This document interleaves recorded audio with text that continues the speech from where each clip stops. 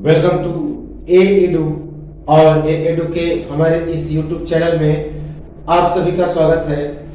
तो साइंस के चैप्टर के अंतर्गत हम लोग बायोलॉजी का एक बहुत ही इंपॉर्टेंट चैप्टर जिसका नाम है मानव पाचन तंत्र, ह्यूमन डाइजेस्टिव सिस्टम के बारे में पढ़ रहे थे।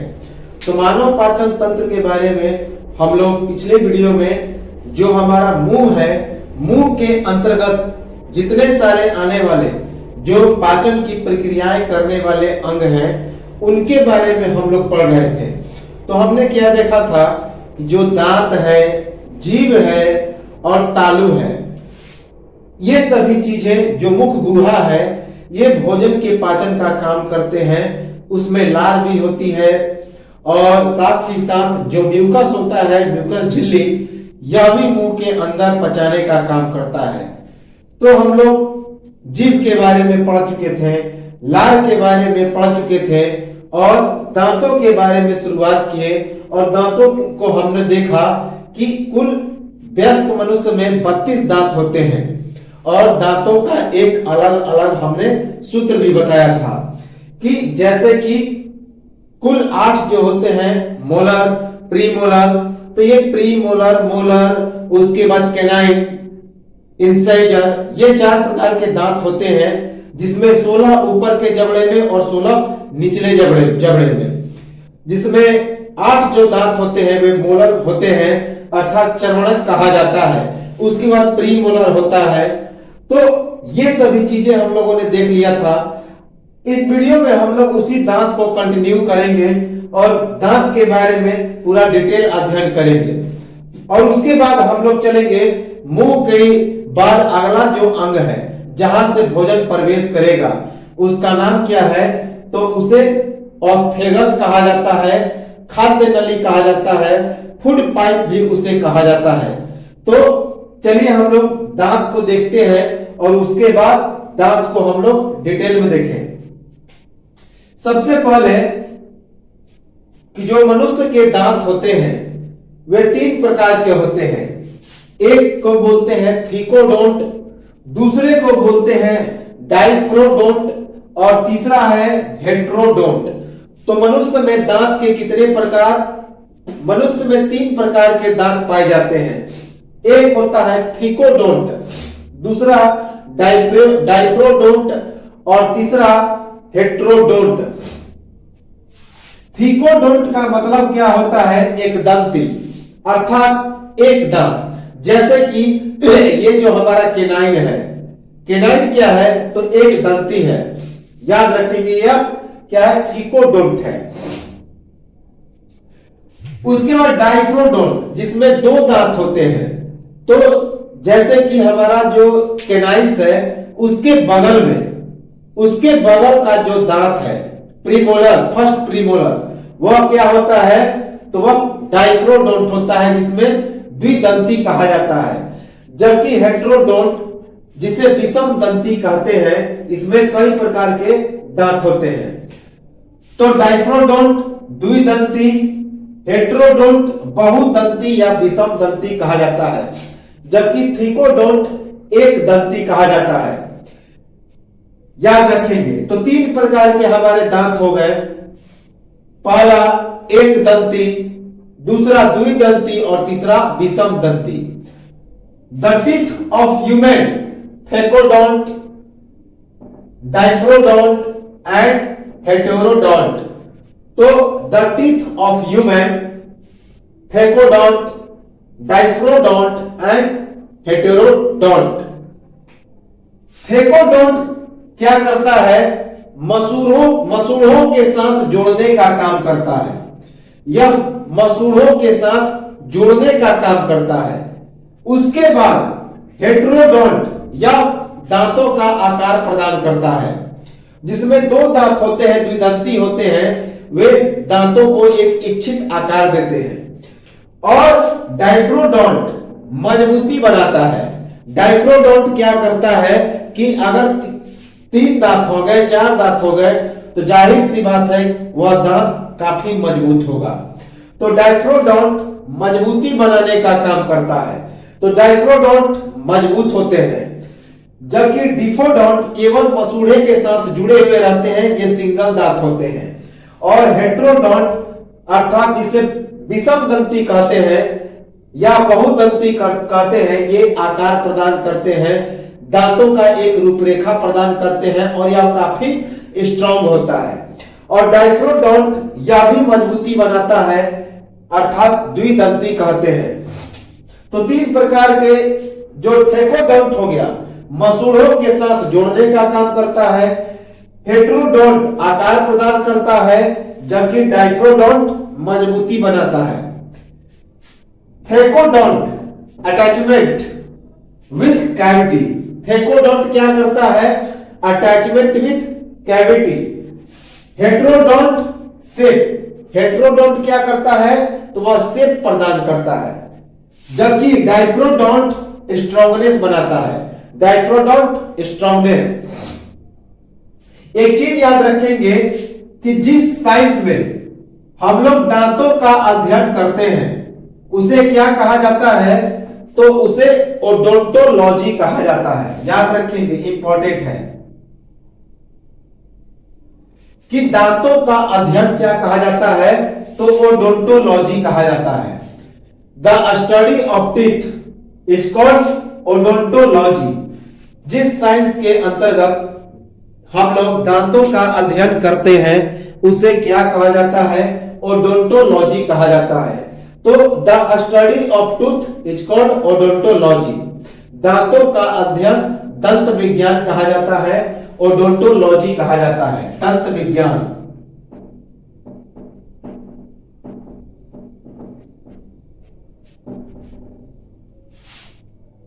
बचपन में जब बच्चा जन्म लेता है तो 6 महीने के बाद, 6 महीने या 5-6 महीने से उसमें दांतों की जमावट शुरू हो जाती है, दांत जमने लगते हैं।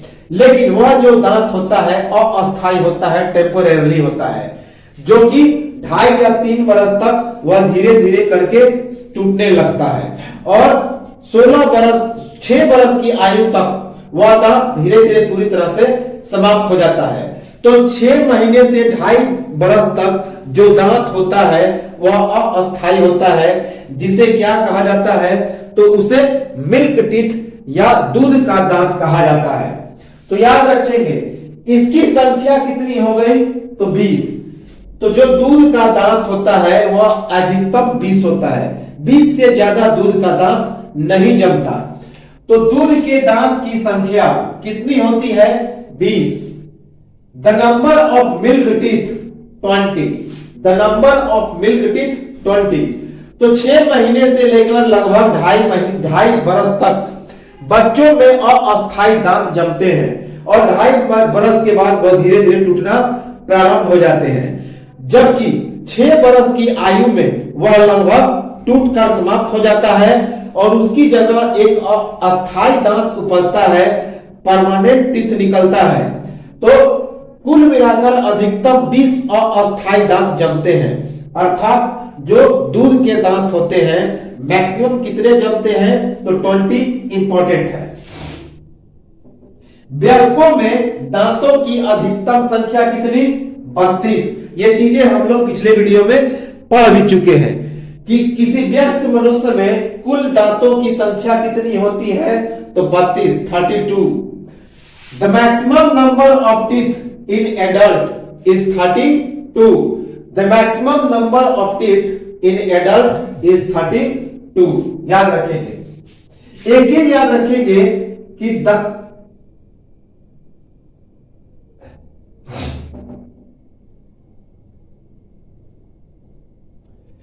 दांतों की खोखली जगह को कैल्शियम कार्बोनेट से भरना। दांतों की जो खोखली जगह हो जाती है, जैसे कि पायरिया की बीमारी हो जाती है, तो पायरिया की बीमारी कैसे होती है, खोखली कैसे होती है, दांतों के बीच में कुछ गैप होते हैं, खाली स्थान पाए जाते हैं। तो कभी कभी क्या होता है कि बार बार मीठे भोजन या भोजन का कण जाने पर वह उस कैविटी में फंस जाता है और धीरे धीरे उसमें इन्फेक्शन हो जाते हैं, बैक्टीरिया जमने लगते हैं और वह दांत क्या हो जाता है, तो वह कैविटी बड़ा होने लगता है। कैविटी जो है वह बड़ा होने लगता है और इस प्रकार दांत फैलने लगते हैं और एक ऐसी अवस्था आती है ये दोनों दांत अलग हो जाते हैं और यह कैविटी काफी बड़ा हो जाता है और वह जो भोजन चला गया था वह सड़ जाता है, जिसके कारण इसमें दुर्गंध आता है और पस बहता है, गम कहते हैं और इस प्रकार हमारे दांतों को पाइरिया बीमारी हो जाती है जिसमें दांतों में सड़न हो जाती है। तो वही दांतों की जगह को भरने के लिए क्या किया जाता है, तो कैल्शियम कार्बोनेट से भरता है। तो जो खोखली भाग हो जाती है दांतों की तो उसे किस चीज से भरा जाता है, तो कैल्शियम कार्बोनेट से। हम लोग जानते हैं कि दांत का सबसे इंपॉर्टेंट जो खनिज होता है दांत किससे बना है, तो कैल्शियम और फास्फोरस से। तो दांतों की खोखली जगह को किस चीज से भरा जाता है, तो कैल्शियम कार्बोनेट से। और इस प्रक्रिया को हम लोग आरसीटी कहते हैं। RCT root canal treatment, root canal treatment याद रखेंगे। Filling of calcium carbonate in teeth cavity, filling of calcium carbonate in teeth cavity is called root canal treatment, RCT. 6 माह से लगभग 2.5 वर्ष तक जो मिल्क टीथ है वह रहता है और उसके बाद फिर टूटना प्रारंभ हो जाता है। Milk teeth are from 6 month age to 2.5 years, याद रखेंगे 2.5 years। तो 6 माह से लगभग 2.5 वर्ष तक अभी हमने बताया यह जो दूध का दांत रहता है वह रहता है, उसके बाद धीरे धीरे टूटना प्रारंभ हो जाता है। Milk teeth are from 6 month age to 2.5 years, important है। दूध के दांत में अगर चर्वणक अनुपस्थित रहता है, याद रखेंगे कि जो प्रीमोलर होता है, इंपॉर्टेंट है कि दूध के दांत में प्रीमोलर की उपज नहीं होती है।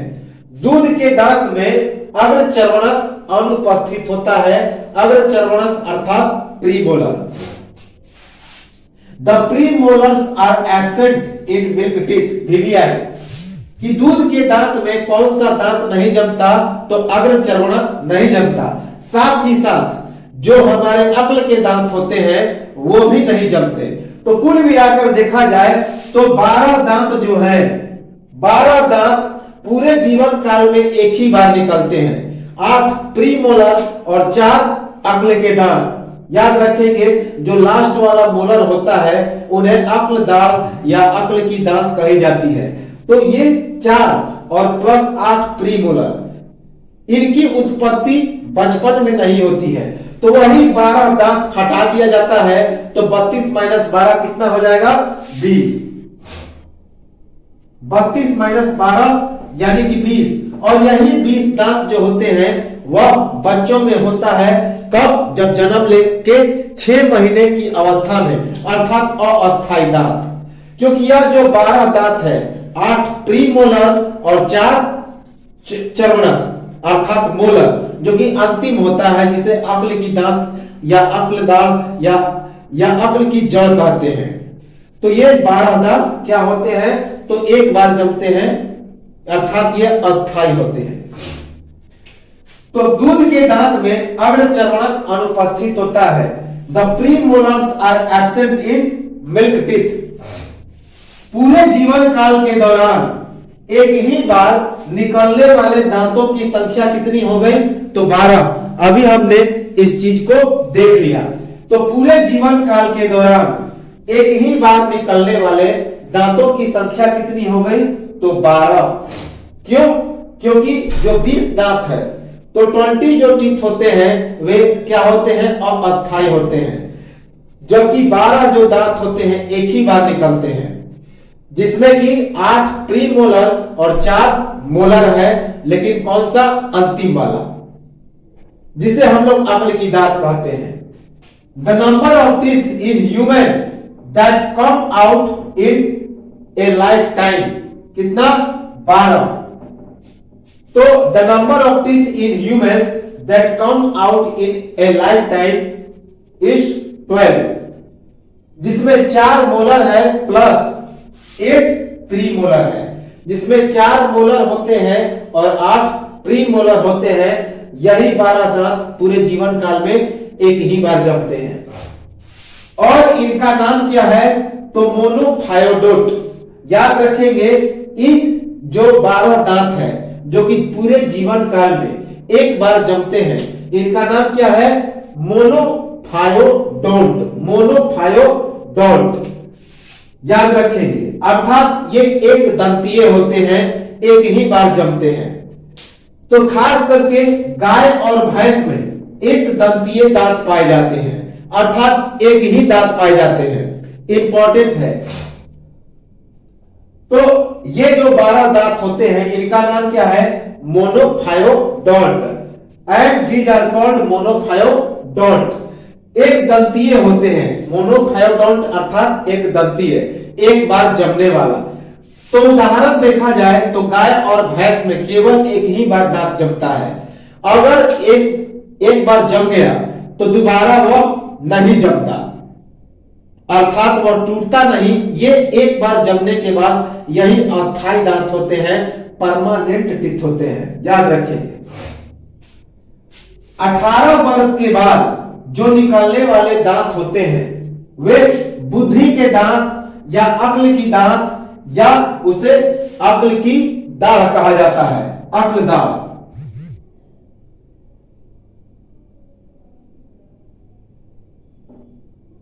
तो 18 वर्ष के बाद जब कोई व्यक्ति एडल्ट हो जाता है तो उस 18 वर्ष के बाद जो दांत निकलता है, अर्थात अंतिम स्टेज में, लास्ट समय में जब सारे दांत निकल जाते हैं तो उसके बाद जो 4 दांत होते हैं वह 18 वर्ष के बाद निकलते हैं। तो 18 वर्ष के बाद निकलने वाले दांत को क्या कहा जाता है, तो उसे बुद्धि का दांत कहा जाता है, या फिर अक्ल का दांत कहा जाता है, या अक्ल की दाढ़ कहा जाता है, अक्ल जड़ कहा जाता है, याद रखेंगे। इन्हें विजडम टीथ बोलते हैं, wisdom teeth. The teeth arise after 18 years are called wisdom teeth. कितने हैं, तो 4 दांत होते हैं, 4 टीथ।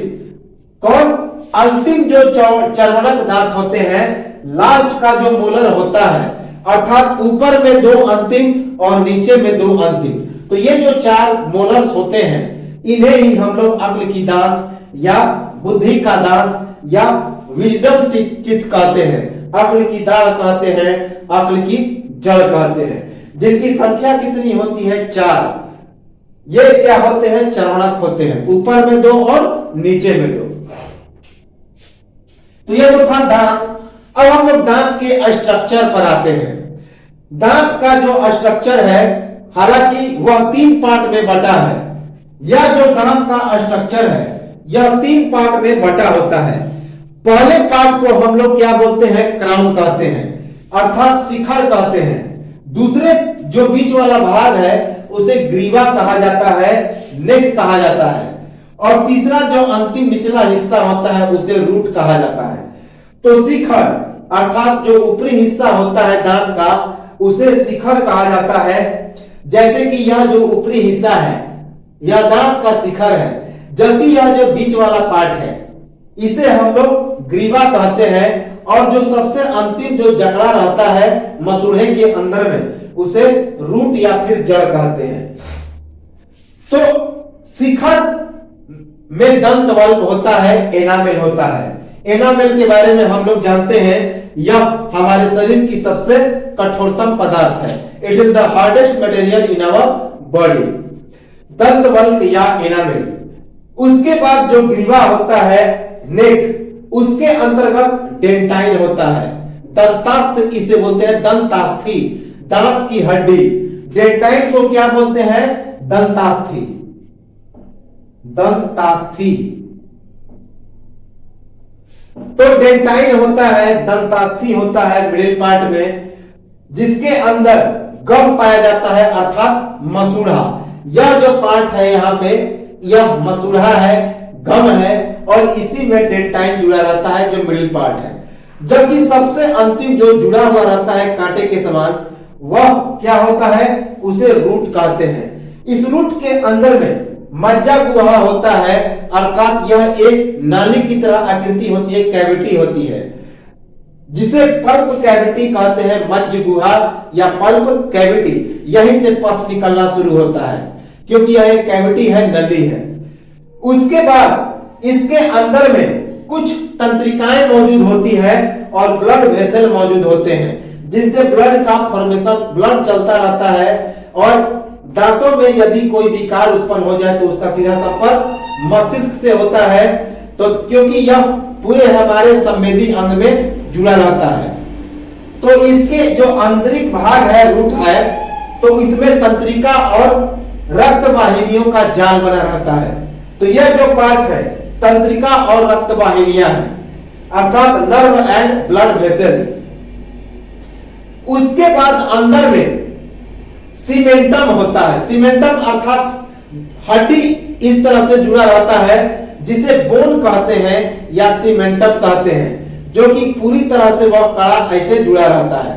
तो लास्ट का जो इस तरह पार्ट है वह हड्डियों से जुड़ा रहता है, सबसे अंतिम पार्ट, जिसे हड्डी या बोन या सीमेंटम कहते हैं, जो वास्तव में कैल्शियम कार्बोनेट से बना होता है। तो यह जो था हमारा दांत का स्ट्रक्चर। अब हम लोग दांत के स्ट्रक्चर को बारी बारी से देखते हैं। तो पार्ट्स ऑफ टूथ,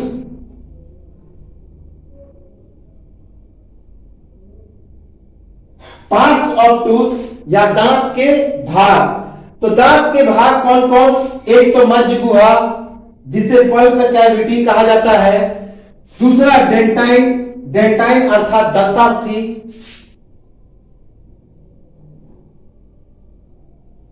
तीसरा दंतवल्क अर्थात एनामेल। तो मज्जा गुहा अर्थात पल्प कैविटी, डेंटाइन अर्थात दंतास्थि और दंतवल्क अर्थात एनामेल। मज्जा गुहा जो होता है, दांत के भीतर की एक गुहा होती है, अर्थात यह एक नली होती है, कैविटी होती है, डक्ट होती है। तो दांत के भीतर की यह एक गुहा है, द कैविटी इनसाइड टूथ।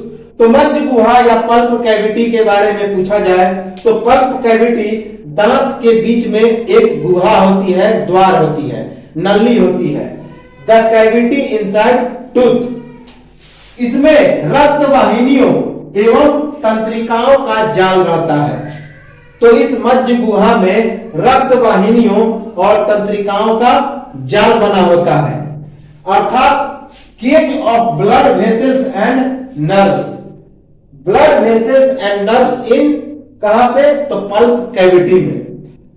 इसके बाद दंतास्थि जो होता है, डेंटाइन, दांत का मध्य एवं पीला भाग। यह दांत का बिचला और पीला भाग होता है। तो डेंटाइन या दंतास्थि क्या होता है? दांत का मध्य एवं पीला भाग होता है। Dentine is the middle and yellow part of tooth. Dentine is the middle and yellow part of tooth. यह सॉफ्ट होता है, दंतवल्क की अपेक्षा यह कोमल होता है और खोखली होता है। तो सॉफ्ट एंड हॉलो, याद रखेंगे, सॉफ्ट एंड हॉलो।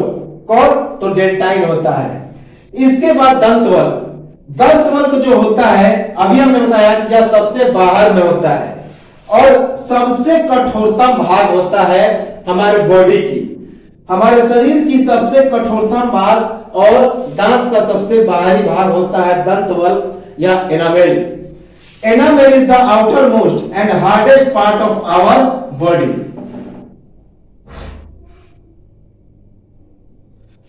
तो enamel is the outer most part of teeth and the hardest part of our body. यह सफेद भाग होता है, अर्थात यह व्हाइट होता है। जो दांत का सफेद भाग होता है, व्हाइट पार्ट, उसे एनामेल कहते हैं, दंतवल्क कहते हैं।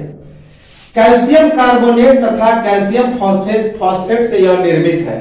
तो कैल्शियम कार्बोनेट और कैल्शियम फॉस्फेट से यह पूरी तरह से बना हुआ है। तो अर्थात दंतवल्क के बारे में पूछा जाए तो यह कैल्शियम कार्बोनेट और कैल्शियम फॉस्फेट से बनता है। Calcium carbonate and calcium phosphate इसमें मौजूद होते हैं। Calcium carbonate and calcium phosphate.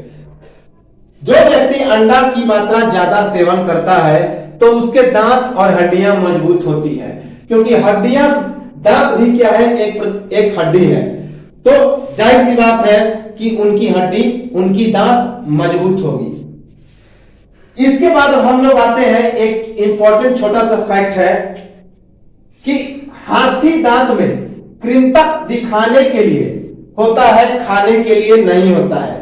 तो जो हाथी का दांत होता है उसमें जो कृंतक होता है अर्थात इंसाइसर होता है, वह केवल क्या होता है, तो दिखाने के लिए होता है, वह खाने में उसका कोई उपयोग नहीं होता है। तो हाथी दांत में जो कृंतक होता है वह दिखाने के लिए होता है, खाने के लिए नहीं होता। In elephant teeth incisor are the only showing not for food. In elephant, teeth incisors are for only showing not for food. याद रखेंगे, इंपॉर्टेंट है। अब हम लोग एक छोटा सा फैक्ट देखते हैं कि भोजन को पचाने की क्या क्या आवश्यकता है। भोजन को पचाने, कौन कौन सी चीजों को पचाने की आवश्यकता है और कौन कौन सी चीजें पच नहीं सकती, वो डायरेक्टली पच जाती है। हालांकि ये चीजें हम लोग पढ़ चुके थे पिछले वीडियो में, फिर भी एक बार इसे देख लें। तो पचाने की आवश्यकता किन किन चीजों को होती है? Need to be digesting, need to be digesting. कौन कौन? कार्बोहाइड्रेट अर्थात जिसे स्टार्च कहा जाता है। तो कार्बोहाइड्रेट या स्टार्च को पचाने की आवश्यकता होती है। प्रोटीन, प्रोटीन भी नहीं पचता है, उसे भी पचाने की आवश्यकता होती है। उसके बाद फैट अर्थात वसा, वसा भी पचता नहीं है, उसे भी पचाने की आवश्यकता पड़ती है। तो इनको पचाने के लिए क्या किया जाता है, तो उनको चेंजिंग किया जाता है एंजाइम के द्वारा। कौन कौन सी चीजों को पचाने की आवश्यकता नहीं होती? Need not to be digesting, need not to be digesting अर्थात डायरेक्टली पच जाता है। कौन कौन? विटामिन, उसके बाद वाटर अर्थात जल, मिनरल अर्थात खनिज लवण। तो खनिज लवण, विटामिन और जल ये डायरेक्टली शरीर उसे पचा लेता है, जिसको पचाने की कोई जरूरत नहीं पड़ती। अर्थात vitamin, water and minerals are directly digest by our body, they have need not to be digesting. अब कौन कौन सी चीजें किसमें परिवर्तित होती है? जैसे कार्बोहाइड्रेट ग्लूकोज में परिवर्तित होता है, कार्बोहाइड्रेट किसमें? ग्लूकोज में। प्रोटीन किसमें परिवर्तित होता है? एमिनो एसिड में। प्रोटीन एमिनो अम्ल में परिवर्तित होता है। उसके बाद जो फैट होता है वसा, वह वसीय अम्ल में परिवर्तित होता है। तो फैट फैटी एसिड और ग्लिसरॉल में परिवर्तित होता है, वसीय अम्ल और ग्लिसरॉल में। तो याद रखेंगे, कार्बोहाइड्रेट ग्लूकोज में चेंज होता है, प्रोटीन एमिनो अम्ल में अर्थात एमिनो एसिड में, जबकि जो फैट होता है, वसा होता है, वह वसीय अम्ल और ग्लिसरॉल में अर्थात फैटी एसिड और ग्लिसरॉल में चेंज होता है। तो यह जो था हमारा दांत। अब हमारा जो भोजन है वह कहां पे पहुंचता है? तो मुख द्वार से होते हुए, मुख के माध्यम से अब पहुंचता है हमारे गले में। और गले में एक नली होता है जिसे ऑस्फेगस कहा जाता है, जिसे ग्रास नली कहते हैं। तो ऑस्फेगस या ग्रास नली याद रखेंगे।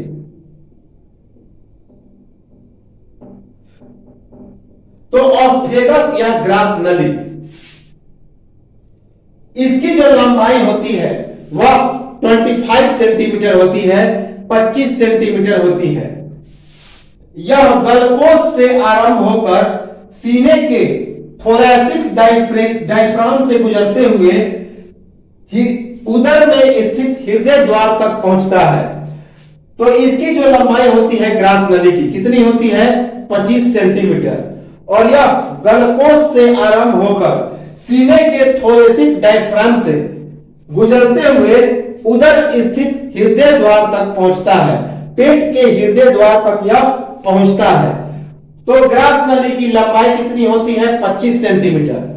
और यह गलकोश, जो गला होता है, उसके कोश से आरंभ होकर सीने के थोरेसिक डायफ्राम से गुजरते हुए उदर स्थित हृदय द्वार तक पहुंचता है। अर्थात जो पेट में जो हार्ट का चेंबर होता है वहां तक यह पहुंच जाता है। इस length 25 centimetre starting from neck cavity and passes through thoracic cavity to heart chamber of stomach। याद रखेंगे, length is 25 centimeter and starting from neck cavity and passes through thoracic cavity to heart chamber of stomach। आमाशय तक भोजन पहुंचने की यह एक नली है।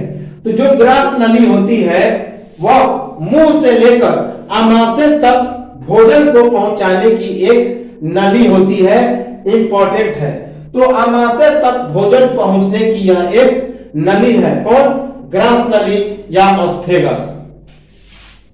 द वेसल और pipe of food through which food enter to stomach. तो ऑस्फेगस इज द वेसल और pipe of food through which food enter into stomach.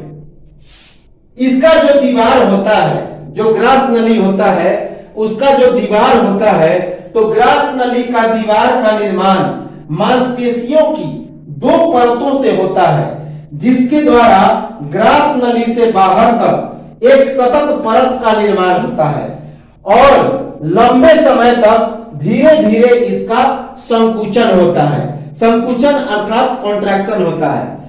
तो ग्रास नली के दीवार का निर्माण मांसपेशियों की 2 परतों से होता है, जिसके द्वारा ग्रास नली से बाहर तक एक सतत परत का निर्माण होता है और लंबे समय तक धीरे धीरे इसका संकुचन होता है। याद रखेंगे कि ग्रास नली के दीवार का निर्माण मांसपेशियों की 2 परतों से होता है, जिसके द्वारा ग्रास नली से बाहर तक एक सतत परत का निर्माण होता है और लंबे समय तक धीरे धीरे इसका संकुचन होता है।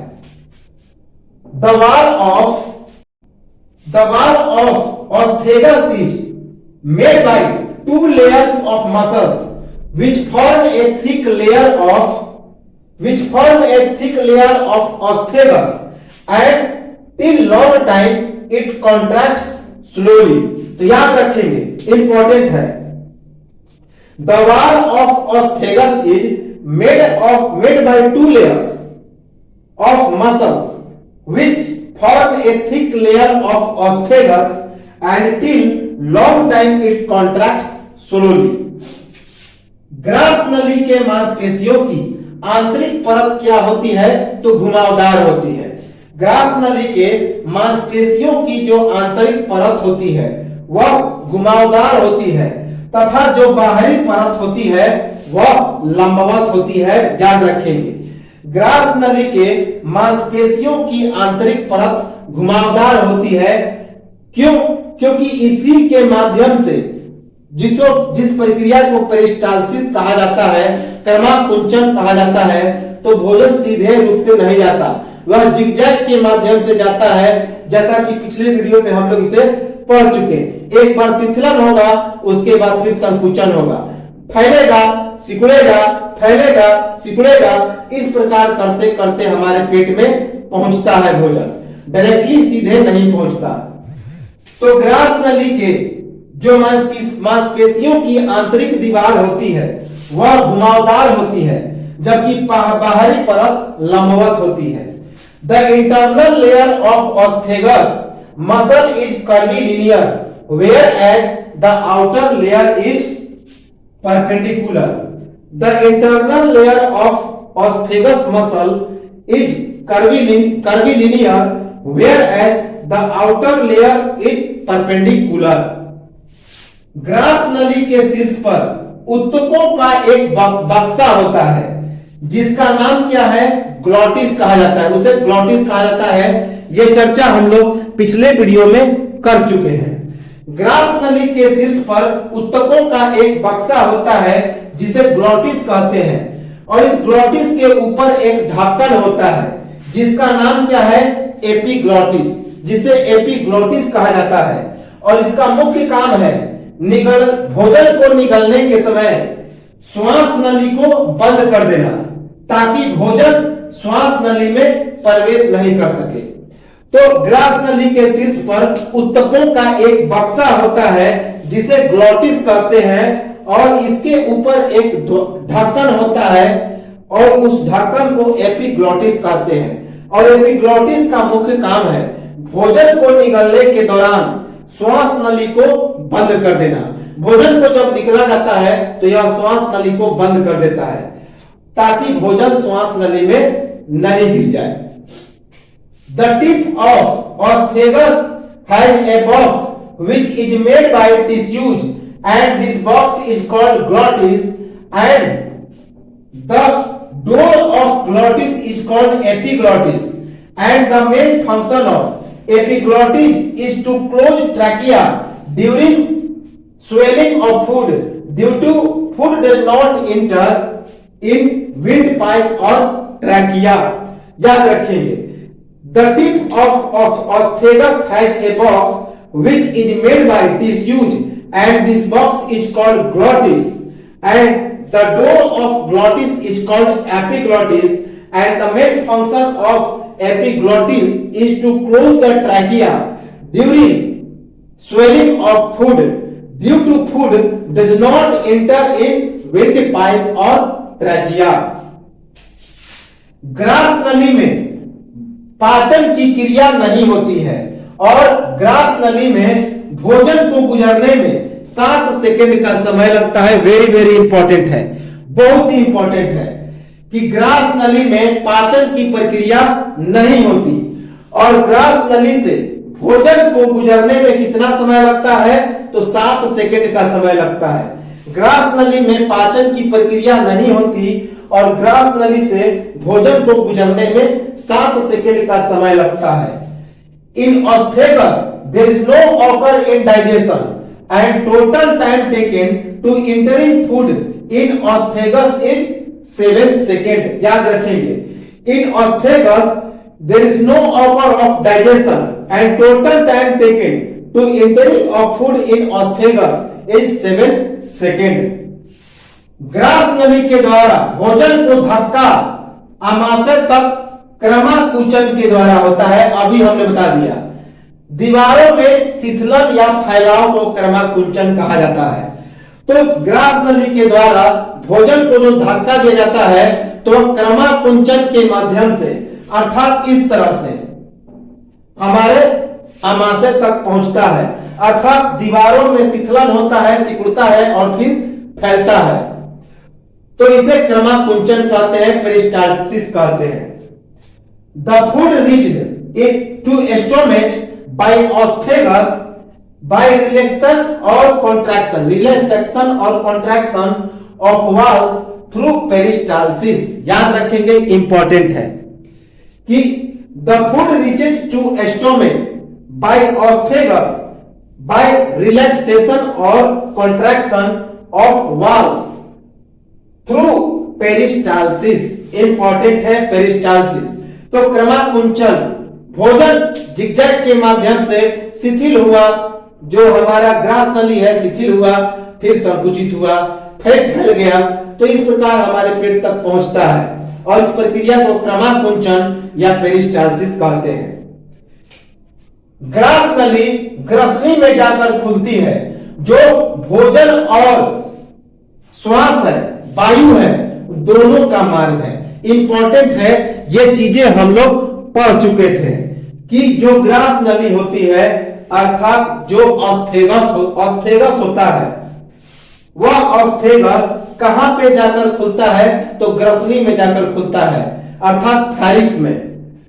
और क्योंकि जो फारिक्स होता है, ग्रसनी होता है, वह भोजन और वायु दोनों के पथ को अलग अलग करता है। यहीं से जो हमारा विंड पाइप होता है और ट्रैकिया होता है, दोनों अलग अलग हो जाते हैं। तो ग्रास नली ग्रसनी में जाकर खुलती है, जो भोजन और वायु दोनों का क्या है, तो मार्ग है। ग्रसनी क्या है, तो भोजन और वायु दोनों का मार्ग है और इसी ग्रसनी में ग्रास नली जाकर खुल जाती है, क्योंकि हमारा श्वास नली और भोज्य नली दोनों आकर इसी ग्रसनी में जाकर मिल जाते हैं और यहीं से अलग अलग होता है, याद रखेंगे। Oesophagus opens at pharynx, oesophagus opens at pharynx, याद रखेंगे। तो यह तो था हमारा ग्रास नली। अब इसके बाद भोजन प्रवेश कहां करेगा, तो आमाशय में। तो अगला जो पाचन हमारा अंग है वह आमाशय अर्थात पेट है, उदर है। तो अगले वीडियो में हम लोग चलेंगे और उदर की चर्चा करेंगे और भोजन को ले चलेंगे उदर में अर्थात आमाशय में और वहां से ले चलेंगे छोटी आंत में। तो एक स्क्रीनशॉट लें और उसके बाद इस मानव पाचन तंत्र को बार बार देखें, बड़ा इंपॉर्टेंट चैप्टर है। तो मिलेंगे हम लोग अगले वीडियो में और चर्चा करेंगे आमाशय के बारे में, हमारे स्टोमक के बारे में। तो तब तक